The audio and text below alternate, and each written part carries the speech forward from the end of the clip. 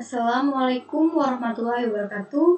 Saya Rasti Aulianggraini dari Prodi Teknologi Rekayasa Internet dengan NPM 2375822. Pada video kali ini saya akan menjelaskan mengenai konsep dasar dari algoritma Support Vector Machine atau SVM serta penerapannya dalam studi kasus klasifikasi menggunakan dataset Titanic. Pada penugasan dan di sebuah video ini ya, pada video ini saya akan menjelaskan konsep dasar ini ya dan sebagainya. Pada konsep dasar ini, Support Vector Machine, definisi dan tujuannya itu SVM itu adalah algoritma supervised learning untuk klasifikasi dan regresi. Tujuannya itu untuk mencari hyperplane terbaik yang memisahkan dua kelas dengan margin yang maksimal. Nah, pada komponen utama SVM di sini ada hyperplane, margin, dan supervectors. Hyperplane sendiri itu adalah batas pemisah antar kelas, dan margin itu jarak terdekat data ke hyperplane. Supervectors itu adalah data yang paling berpengaruh menentukan hyperplane. Intuisi SVM itu bagaimana SVM menentukan batas klasifikasi yang optimal ya. SVM ini memilih hyperplane yang memaksimalkan margin agar data terpisah sejelas mungkin. Dan pada kernel tree-nya, untuk data non-linear, SVM menggunakan fungsi kernel, yaitu linear, RBF, dan polinomial, serta sigmoid. Nah, mengapa memilih SVM? Karena SVM itu efektif di data yang berdimensi tinggi dan tahan terhadap overfitting, serta fleksibel dengan kernel. Kita langsung ke penerapan SVM ya, studi kasus dataset Titanic. Pada yang pertama itu deskripsi dataset Titanic. Di sini targetnya supervised 1 selamat, 0 tidak selamat. Nah, di sini ada fitur-fitur pada dataset Titanic ya, ada passenger ID, PC class, name, sex, age, ship SP, parts, ticket, part, cabin, embarked. Di sini juga pada passenger ID itu ID unik untuk setiap penumpang. PC class itu kelas tiket penumpang 1, atas, 2 menengah, 3 bawah. Name itu nama penumpang, sex itu jenis kelamin, dan age itu umur penumpang dalam tahun, serta dan lain sebagainya. Kita langsung saja ke langkah-langkah umum implementasi. Oke, di sini ya. Pada langkah pertama itu mengimport library yang diperlukan untuk analisis dan pemodelan. Jadi di sini kita menggunakan Pandas dan NumPy ya.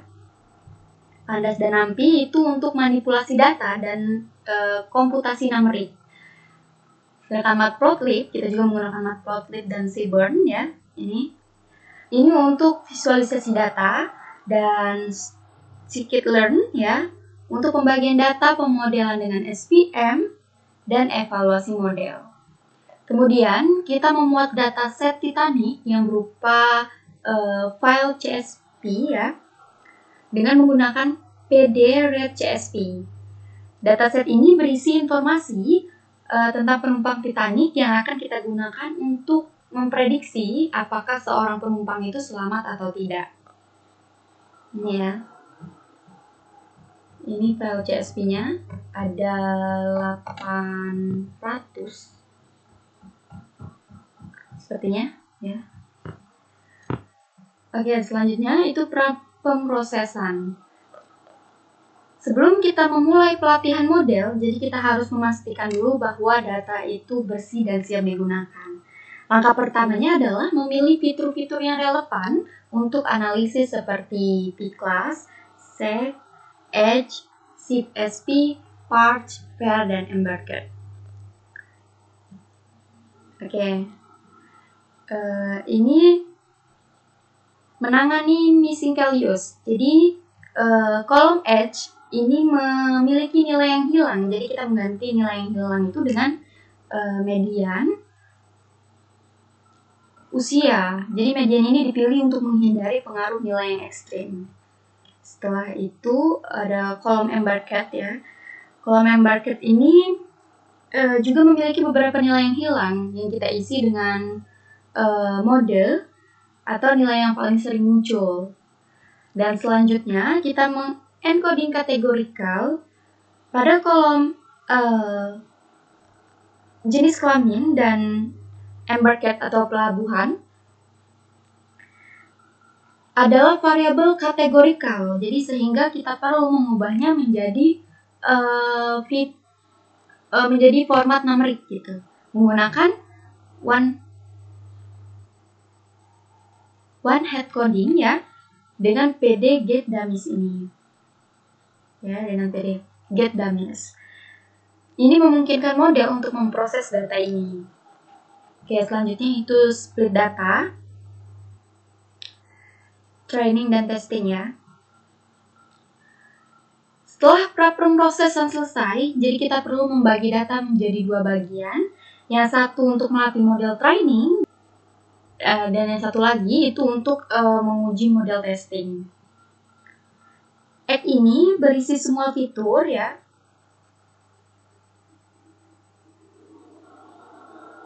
Berisi semua fitur, sedangkan dia itu berisi target survived ya, survived yang kita coba prediksi.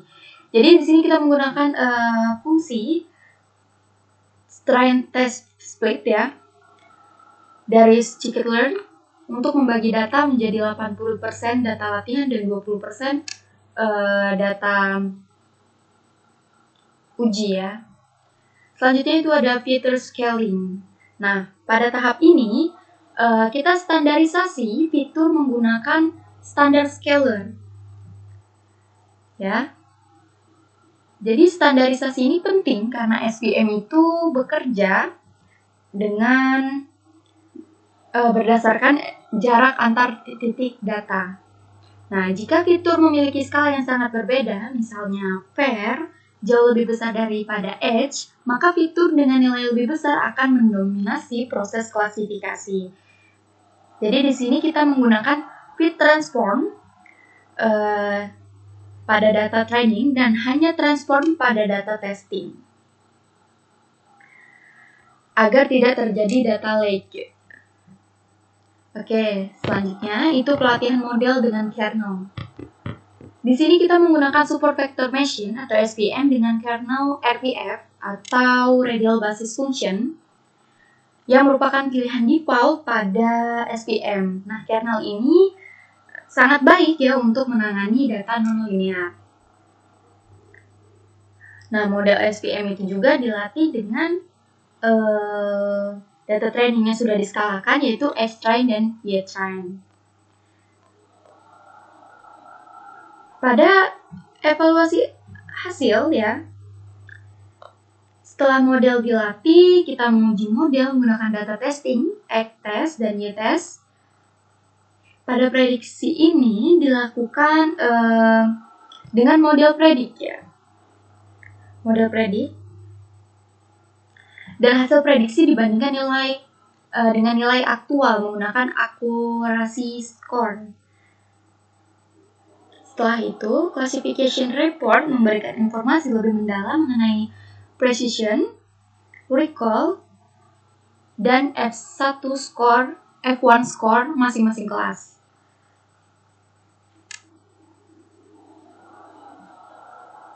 Oke, nih setelah itu confusion metric juga memberikan gambaran tentang bagaimana prediksi model terbagi antara true positif, false positif, ya, dan true negatif dan false negatif. Kita langsung saja untuk pada visualisasinya ya. Pada hasilnya, nih tadi sudah saya jalankan ya. Oke, sebentar. Oke ya, di sini saya sudah menjalankan ya. Pada evaluasi model SVM RBF kernel itu akurasinya 0,8212. Ini artinya 82,12 dari semua prediksi. Dan pada classification report ya, ini membreakdown performa untuk masing-masing kelas, yang 0 sama dengan 0 tidak selamat dan 1 selamat. Pada precision, ini adalah ketepatan prediksi. Ketepatan prediksi ya. Pada kelas 0 itu 0,81% dari semua prediksi tidak selamat, memang benar tidak selamat. Dan kelas 1, 84% dari semua prediksi selamat dan ia selamat. Pada recall itu adalah kemampuan menangkap data positif sebenarnya. Ya, recall. Jadi kelas 0, 90% penumpang yang sebenarnya tidak selamat itu terdeteksi dengan benar. Dan kelas 1 dari 0,70% ini penumpang yang sebenarnya selamat berhasil diprediksi selamat. Pada F1 score atau harmony precision dan lokal, kelas 0 prediksi 0,86 ini cukup seimbang dalam memprediksi tidak selamat. Dan kelas 1 0,76 ini ada trade-off, recall lebih rendah sehingga F1 score menurun. Jadi pada support ini jumlah sampel aktual per kelas itu 105 untuk 0,74 untuk 1. Nah, pada rata-rata bobot ya, bobot rata-rata di sini ada akurasi ya. Akurasinya tadi 0,82 dan macro FTG-nya itu rata-rata sederhana precision recall F1 tiap kelas itu 0,83, 0,80, 0,81 dan 179. Dan weight FG-nya adalah rata-rata precision ya. Rata-rata precision recall F1 tiap kelas yang dibobot menurut jumlah sampel atau support. Karena kelas 0 itu lebih banyak weight FG yang mendekati metrik kelas 0. Ini weight FG-nya tuh 0,82, 0,82, 0,82, 179. Oke, di sini kita akan buka pada confusion metric SPM RBF dulu. Ini adalah visualisasi. Nah, dalam metrik ini menunjukkan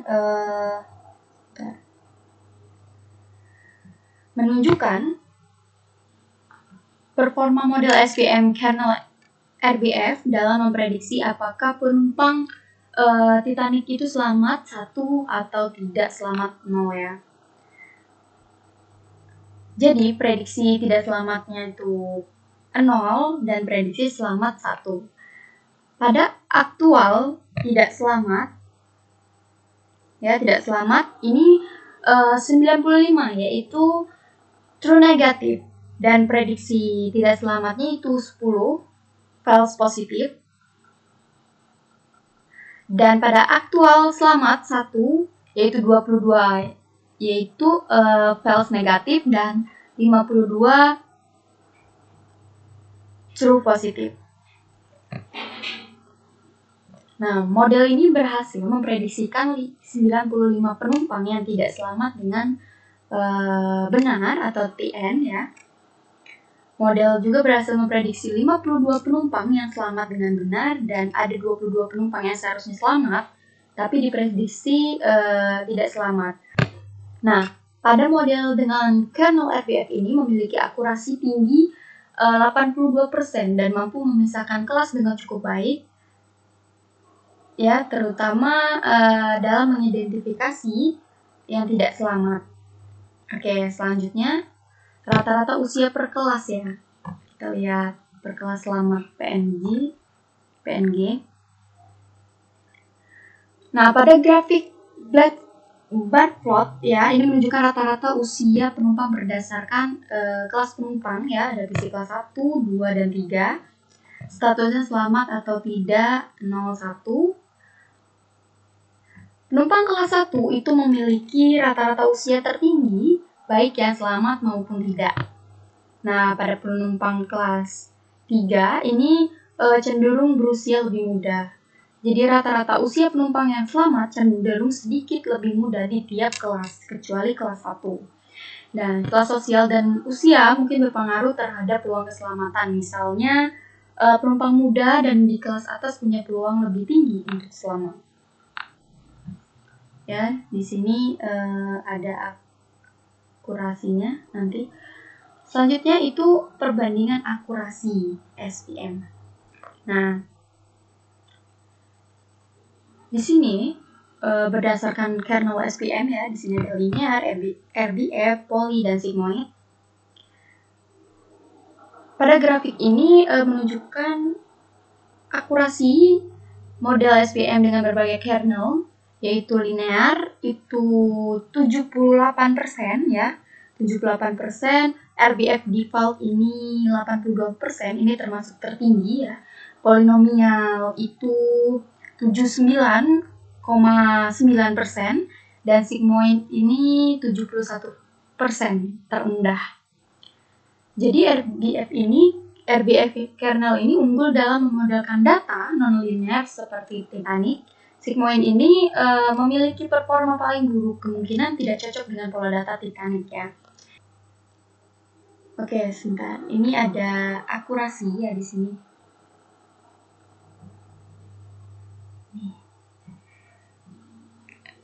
78, 8. Pada kernel linear itu akurasinya 7078 ya, RBF 082 dan sigmoid 70.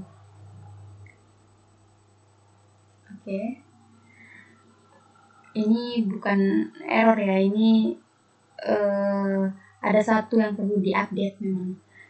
Oke. Kita lanjutkan.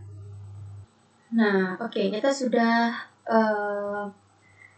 sudah mengevaluasi dan hasil ya, bagaimana nilai akurasinya, bagaimana hasil completion metricnya, apa yang bisa disimpulkan dari classification report. Jadi pada precision itu seberapa akurat ya prediksi positif, dan recall itu seberapa baik menangkap data. Sebenarnya pada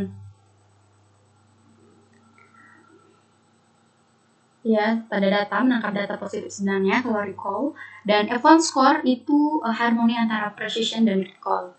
Oke. Nah, kita lanjutkan ya untuk ke refleksi atau pertanyaan diskusi.